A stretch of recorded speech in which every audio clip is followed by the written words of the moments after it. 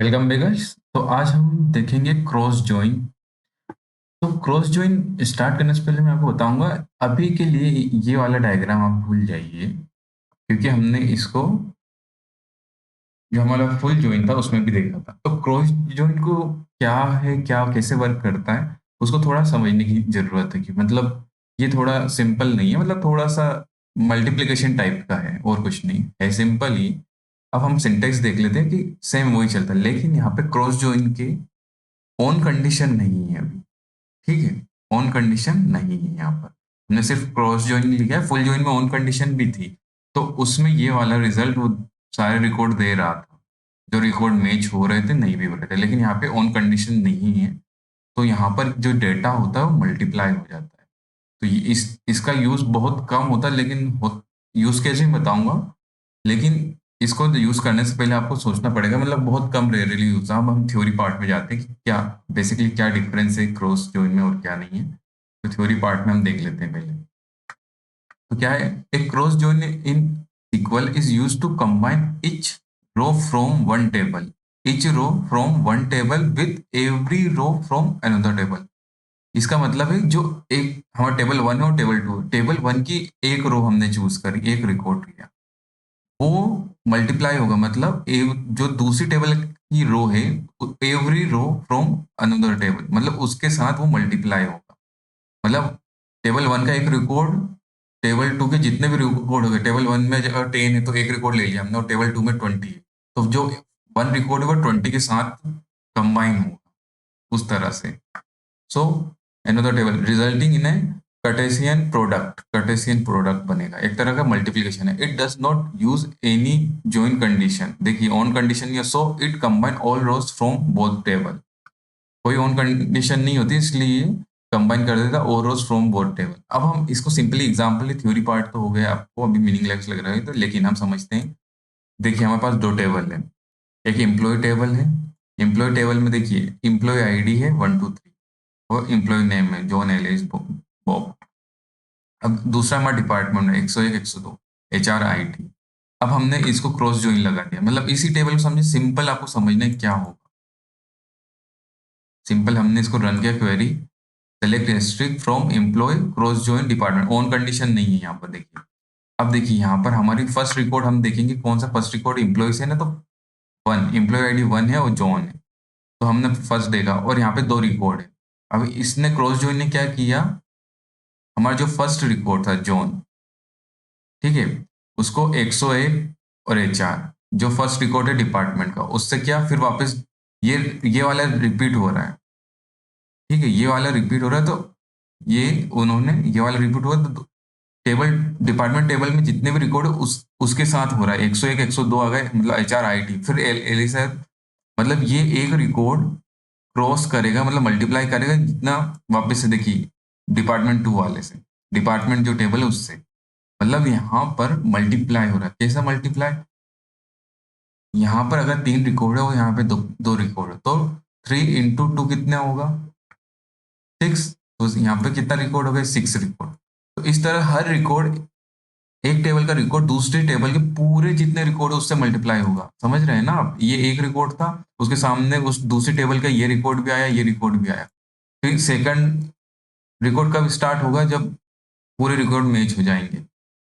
Employ ID का employ name ये same चल रहा हो, सामने वाले के पूरे रिकॉर्ड ये हो गए, दो रिकॉर्ड है। वैसे सेकंड रिकॉर्ड स्टार्ट हुआ तो उसके दो रिकॉर्ड से मैच हो गया। जैसे थर्ड रिकॉर्ड हुआ, ये थर्ड रिकॉर्ड है, और इसके थर्ड रिकॉर्ड इसके ये बाकी के दो रिकॉर्ड से मैच हो गया। तो इस तरह से होता है। अब हम इसका एक प्रैक्टिकल यूज केस भी देखेंगे, पहले थ्योरी पार्ट और देख लेते हैं थोड़ा सा। इसमें हमारा टेबल है, कस्टमर टेबल है, जैसे कस्टमर टेबल, इसमें customer ID, customer name, contact name अपने हैं। ऑर्डर है, ये हमारे ऑर्डर्स हैं। तो इसमें कस्टमर आईडी है। अब यहाँ पर क्या कर रहा है वो, इससे कस्टमर कस्टमर से कस्टमर टेबल से कस्टमर नेम लिया है, और ऑर्डर टेबल से ऑर्डर आईडी ली है। क्रॉस जॉइन लगे थे यहाँ पे, ऑन कंडीशन नहीं। ठीक है, सिंपल ये वापस सेम रिजल्ट देगा। मतलब अगर इसमें कितने रिकॉर्ड है हर टेबल में, तो मल्टीप्लाई हो जाएगा वो जितने भी रिकॉर्ड होंगे। जैसे कस्टमर्स कस्टमर टेबल में कितने 91 है, और ऑर्डर्स में कितने 830, तो मतलब समझिए कितना, मतलब मल्टीप्लिकेशन और रिकॉर्ड देखिए कितने रिकॉर्ड, मतलब 75,000 के ऊपर जा रहा है। तो इसमें हर रिकॉर्ड का दूसरी टेबल के रिकॉर्ड से मल्टीप्लाई हो जाता है, मतलब एक सिंगल रिकॉर्ड दूसरी टेबल के सारे रिकॉर्ड है जितने भी उसमें 100 है 200 उनके साथ आ जाता है। तो इसमें ह्यूज अमंगस मतलब मेमोरीज का यूज होता है, और जो रिकॉर्ड जनरेट होता है वो बहुत ज्यादा, मतलब ट्रिपल 10 टाइम जितना भी रहेगा वो मल्टीप्लीकेशन होता है, बहुत ज्यादा रिकॉर्ड होता है। अब यहाँ पे देखिए कस्टमर में सिर्फ 991 रिकॉर्ड है, यहाँ पे 830 ही रिकॉर्ड है, और लेकिन इनका मल्टीप्लाई होगा तो ये 75,530 के समथिंग पहुंच गया। इस तरह से ये रिकॉर्ड बढ़ते जा रहे हैं। अब देखिए प्रोजन की ओर return all matching record from both table, ये नो डाउट सारे रिकॉर्ड लाता है, whether the other table matches or not, match हो रहा है या नहीं हो रहा। So if there are rows customer table do not have matches in orders, or if there are or rows in order they do not have matches in customer, those rows will be listed as well। Match हो या ना हो सारे record एक दूसरे के सामने ला देगा। अब यहाँ पर है कि अगर हम ऑन कंडीशन लगा देते तो क्या होगा। If an add a where clause में लगा रहे हैं, if table one and table two has a relationship the cross join will produce same result as the inner join. हमने ऑन कंडीशन की जगह हमने वेयर में वेयर भी हमारा फिल्टर की तरह काम करता है, तो हमने क्या देखिए पूरा सेम टू सेम यूज किया है। वेयर कंडीशन में customer dot customer ID, order dot customer ID, इसका यूज किया। अब इसको करेंगे तो जो मैच हो रहा वही आएगा, सिंपल है। लास्ट टाइम हम 75 के समथिंग हो रहा था, 75,000 के समथिंग हमारे रिकॉर्ड आ रहे थे, लेकिन इस बार इसमें इतने रिकॉर्ड जनरेट नहीं हो। जो मैच होंगे वेयर कंडीशन में हमने फिल्टर कंडीशन लगा दी, तो जो मैच होंगे वही रिकॉर्ड आएंगे। तो ये देखिए अब यहाँ पे कस्टमर्स तो 91 है, यूनिक है। ऑर्डर्स मल्टीपल टाइम एक कस्टमर मल्टीपल ऑर्डर कर सकता है ना डिमांड से, तो इस तरह से 830 ऑर्डर आ गए हमारे। कस्टमर नेम हमारे कस्टमर टेबल से आ गए, ऑर्डर आईडी हमारी ऑर्डर टेबल से आ गई। तो ये एक तरह से जो फिल्टर है जो मैचिंग वाले मैचिंग, अगर यहाँ पे क्रॉस ज्वाइन नहीं होता तो कितने 75,000 आ रहे थे। जिससे मैं इसको यहाँ पे फिल्टर कंडीशन लगा दिया, अब मैं इसको हटा देता हूँ।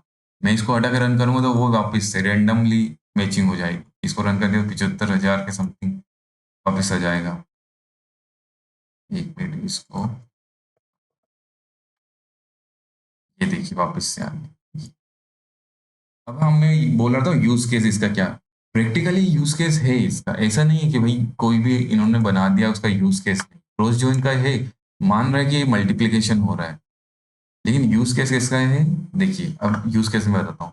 हमारे पास एक टेबल है, कौन सी टेबल है, ईयर टेबल है। मैंने इसको क्रिएट कर दिया, क्रिएट द ईयर टेबल मैंने इससे क्रिएट कर दिया, उसमें इंसर्ट डेटा भी कर दिया है। और इसको सिलेक्ट की क्वेरी से मैंने टेबल आपको बता रहा हूँ कि ईयर टेबल में सिंगल कॉलम है हमारे पास 2020 2021 2022 2023। अब मुझे मेरे रिकॉर्ड ऐसे जनरेट करना, मुझे जैसे मेरे पास एक और टेबल है मंथ वाली, ये मैंने मंथ वाली टेबल क्रिएट कर दी है। ये देखिए क्रिएट टेबल मंथ टेबल कर दी, उसमें जनवरी फरवरी है, और मैंने सिलेक्ट क्वेरी रन करी तो आपको टेबल कैसी दूसरी टेबल है, ये टेबल 2 मंथ वाली, तो उसमें जनवरी फरवरी मार्च अप्रैल मई जून जुलाई है, ठीक है। अब इधर ईयर है, अब मुझे एक टेबल क्रिएट करनी है कि जैसे मेरा एक कॉलम ईयर का रहे 2020 कंटिन्यू रहे, उसमें पूरे 12 मंथ उसके सामने आए, मतलब दूसरे कॉलम में मंथ वाले ईयर, एक में 2020 चलता रहे और दूसरे में मंथ चलता रहे, ठीक है।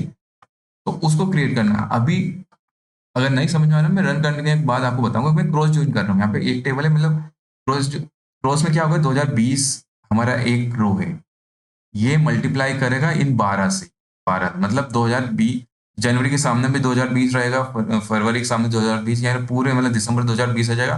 फिर जैसे दूसरा कॉलम आएगा, कौन सा कॉलम वाला 2021 आएगा, सॉरी ये वाला 2021, तो वापस से रिपीट होगा। वापस से रिपीट कहाँ से होगा, 2000 यहाँ तक हमारा 2020 आ गया, 2021 आएगा, यहाँ पे नीचे नीचे वापस आएगा 2021, तो वापस जनवरी आ जाएगा, फिर 2021 फिर फरवरी आएगा, ऐसे मतलब ये वाली टेबल वापस रिपीट हो जाएगी 2021 के लिए। फिर ऐसे 2022 आएगा, 2022 रिपीट होगा 12 बार, उसके आगे जनवरी फरवरी मार्च अप्रैल आ जाएगी। तो इसका यूज केस ऐसा है। अब जिससे हमारे टेबल में हमने सेलेक्ट क्वेरी ली, सेलेक्ट एस्ट्रिक लिया है, फ्रॉम ईयर टेबल लिया, क्रॉस ज्वाइन किया, मंथ किया। अब मैं इसको रन कर देता हूँ, टेबल क्रिएट हो जाएगी। देखिए इसका यूज केस यही है।